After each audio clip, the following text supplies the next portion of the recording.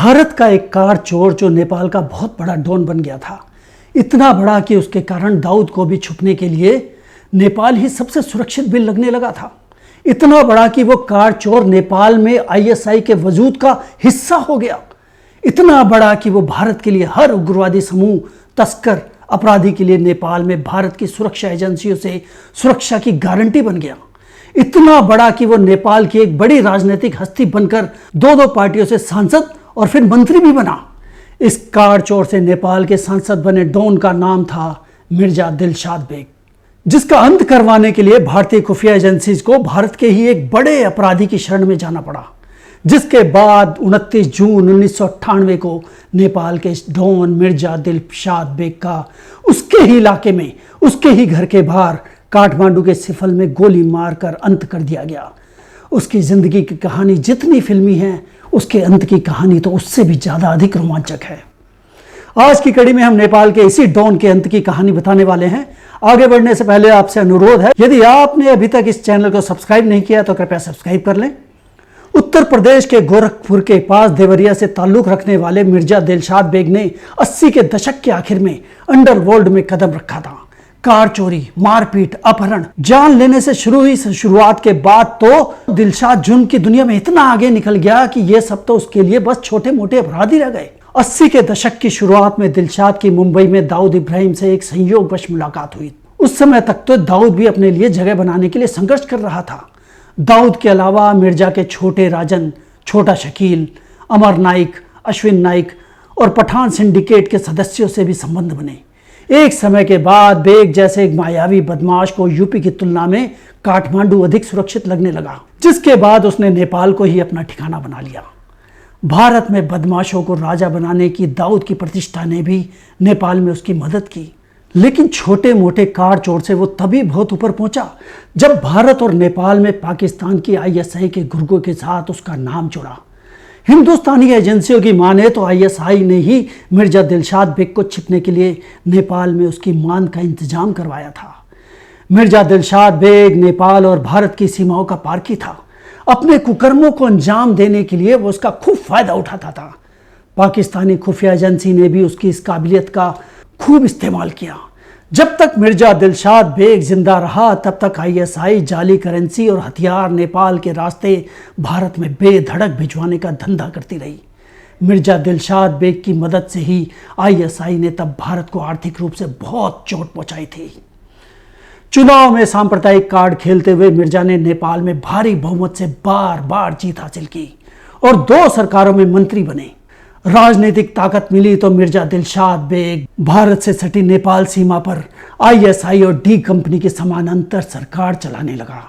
अब दिलशाद बेग पर कोई भी हाथ नहीं डाल सकता था। अब वो अपनी ही हवेली में भारतीय एजेंसियों से भाग रहे गैंगस्टरों को शरण देने लगा। अपहतों को कैद करने, ड्रग तस्करी, बंदूक चलाने और दस्तावेज की जालसाजी करने सहित अन्य सभी अवैध गतिविधियां दिलशाद की पहचान बन गई। उसके दोस्तों में मुंबई अंडरवर्ल्ड के तमाम अपराधी भी शामिल थे, जिन्हें वो नेपाल में शरण देने का काम करता था। भारत विरोधी गतिविधियों में लगे अपराधी दुनिया के दूसरे देशों तक पहुंचने में दिलशाद बेग का ही सहारा लेते थे। वो पहले भारत से भागकर नेपाल पहुंचते, वहां दिलशाद बेग के आदमी उसका फर्जी नेपाली पासपोर्ट बनाते और उन्हें नेपाल से भगा देते। डी कंपनी के अलावा भारत में आतंकी घटनाओं में शामिल कई लोगों को भगाने में भी मिर्जा दिलशाद बेग ने उनकी मदद की थी। आईएसआई के लिए मिर्जा के 2 सबसे बड़े काम थे, पाकिस्तानी एजेंट्स का फर्जी पासपोर्ट तैयार करना और दूसरे देशों से आने वाले हथियारों और नकली नोटों की सप्लाई भारत में करना। बेग का सबसे पुराना काम था चोरी की गाड़ियां खरीदना, जिसे उसने कभी नहीं छोड़ा, बल्कि वो तो उसे एक अलग ही स्तर पर ले गया। उन दिनों भारत में जितनी भी गाड़ियां चोरी होती थी, उनमें से अधिकांश नेपाल में बेग के यार्ड पहुंच जाती थी। मिर्जा चोरी की इन कारों को खुलेआम बेचता, ना ही भारत सरकार ना ही नेपाल सरकार उसका कुछ बिगाड़ पाती।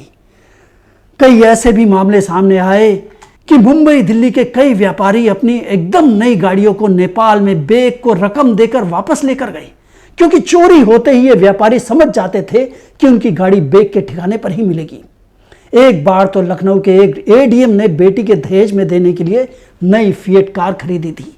खरीदने के 10 दिन बाद ही वो चोरी हो गई। जब पता लगाया तो पता चला कि वो नेपाल में मिर्जा के गैराज में खड़ी है। तमाम दबाव के बावजूद मिर्जा ने 25,000 रुपए लेने के बाद ही एडीएम को उसकी चोरी की कार वापस की। एक बार यूपी पुलिस की टीम उसके ठिकाने पर रेड डालने पहुंच गई तो इस टीम के लोगों को भी मिर्जा के आदमियों ने पकड़ लिया और बहुत पीटने के बाद छोड़ा। एक बार तो उसने नैनीताल में उत्तर प्रदेश के मुख्यमंत्री कल्याण सिंह को मारने की असफल कोशिश भी की। वो इतना प्रभावशाली था कि दाऊद, जिसकी पहुंच दुबई से कराची और कोलंबो से लंदन तक फैली हुई थी, उसे भी काठमांडू ही अपना सबसे सुरक्षित ठिकाना लगने लगा था। तभी तो गुलशन कुमार पर हुए जानलेवा हमले के बाद दाऊद ने कुछ समय के लिए काठमांडू में शिफ्ट होने की योजना भी बनाई थी। ये अलग बात है कि बाद में कुछ कारणों से उसे कराची ही सबसे सुरक्षित बिल लगा। मिर्जा के अंत ने मुंबई के अंडरवर्ल्ड को भी चौंका दिया था, क्योंकि ज्यादातर भगोड़ों ने किसी ना किसी समय देश से बाहर निकलने के लिए मिर्जा के ही संपर्कों का इस्तेमाल किया था। हर किसी की जुबान पर एक ही सवाल था कि ये काम किया किसने है। बाद में दबे पांव मीडिया में अलग अलग कहानियां सामने आई, जिनमें सबसे विश्वसनीय कहानी यूपी पुलिस से जुड़ी थी, जिसके अनुसार जब मिर्जा दिलशाद बेग की भारत के खिलाफ हरकतों का पानी सर से ऊपर निकलने लगा था, वो यूपी पुलिस के लिए सिरदर्द बनता जा रहा था। ऐसे समय में यूपी पुलिस और देश की खुफिया एजेंसियों ने मिर्जा दिलशाद बेग को काबू करने के लिए कांटे से कांटा निकालने की योजना बनाई। यूपी पुलिस जानती थी कि बबलू श्रीवास्तव से मिर्जा के अच्छे संबंध है। पहले तो पुलिस ने खुद ही जेल में बंद बबलू को मिर्जा को ठिकाने लगाने की बात रखी, लेकिन बबलू ने मना कर दिया। इसके बाद यूपी के ही एक अफसर को बबलू को मनाने का जिम्मा दिया गया। बबलू के इस अफसर से घरेलू संबंध थे। इस अफसर ने बबलू से मुलाकात की और देश हित का हवाला दिया, जिसके बाद बबलू ने हाँ कर दी। इस काम के लिए बबलू ने अपने गैंग की सबसे तेज तर्रार महिला अर्चना शर्मा को चुना। अर्चना शर्मा छोटी उम्र में ही घर छोड़कर मुंबई चली गई थी और वहां पर उसने एक ऑर्केस्ट्रा ज्वाइन कर लिया था। उस वक्त यह ऑर्केस्ट्रा हिंदुस्तान का सबसे महंगा ऑर्केस्ट्रा था और इसके शो दुबई में भी हुआ करते थे। दुबई में ही अर्चना की पहचान इरफान गोगा से और इरफान गोगा के माध्यम से बबलू श्रीवास्तव से हुई। बबलू के कहने पर ही अर्चना ने देश भर में हुई बड़ी बड़ी किडनैपिंग की वारदात को अंजाम दिया था। बबलू ने अर्चना को नेपाल भेजा और मिर्जा को फोन करके बताया कि अर्चना पर काफी केस चल रहे हैं और पुलिस उसे काफी परेशान कर रही है, लिहाजा कुछ दिन के लिए वो नेपाल में अर्चना के रहने का बंदोबस्त कर दे। 1 जून 1998 के आसपास अर्चना नेपाल पहुंच गई। मिर्जा ने अर्चना के लिए एक फ्लैट का इंतजाम किया और अर्चना वहीं रहने लगी। वहां उसने एक टेलीफोन का कनेक्शन भी ले लिया।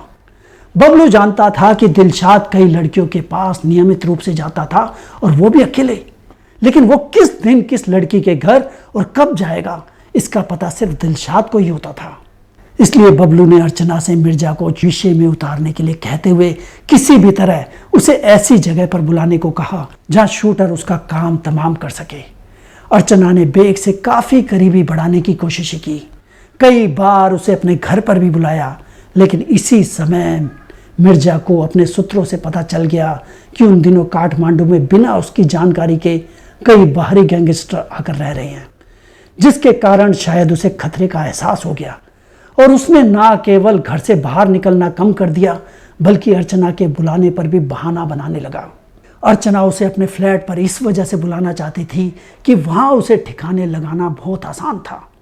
अर्चना को नेपाल आए हुए 25 दिन से भी ज़्यादा वक्त बीत चुके थे, लेकिन मिर्जा उसके झांसे में नहीं आ रहा था।